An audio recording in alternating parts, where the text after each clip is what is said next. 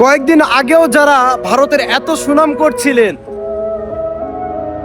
তারা পার্শ্ববর্তী দেশ, তাদেরকে ভাইয়ের মতো দেখা উচিত, তাদেরকে বাপের মতো সম্মান করা উচিত, তাদেরকে সুন্দর সুন্দর ইলিশ ধরে উপহার দেওয়া উচিত। কোথায় তারা এখন?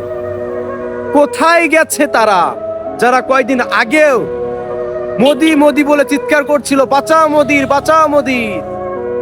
আজকে কেন চিৎকার করছে না? আমি তাদেরকে বলতে চাই, তারা কেন আজকে চুপ? কি হচ্ছে এখন? কি হলো এগুলা? কি করতে চাচ্ছে তাদের প্রিয় মানুষটা? এখন তো সাহায্য চাচ্ছে না, বাংলাদেশকে ডুবিয়ে শেষ করে দিচ্ছে।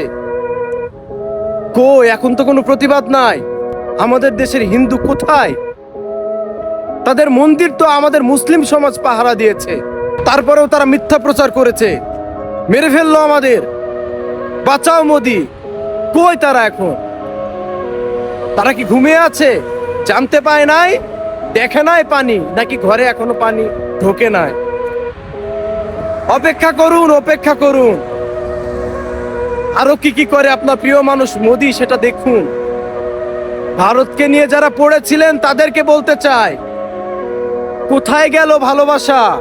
যাদের কাছ থেকে সাহায্য চেয়েছিলেন, তারা সাহায্য তো দূরের কথা, আপনাকে মেরে ফেলার প্ল্যান করছে।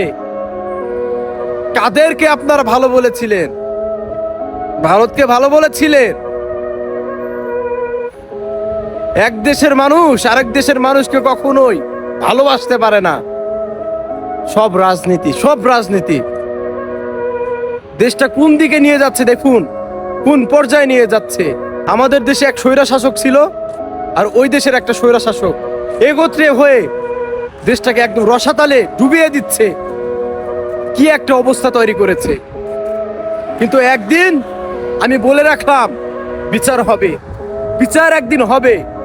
এই জুলুম, এই অত্যাচার সারা জীবন থাকবে না, বিচার একদিন হবেই।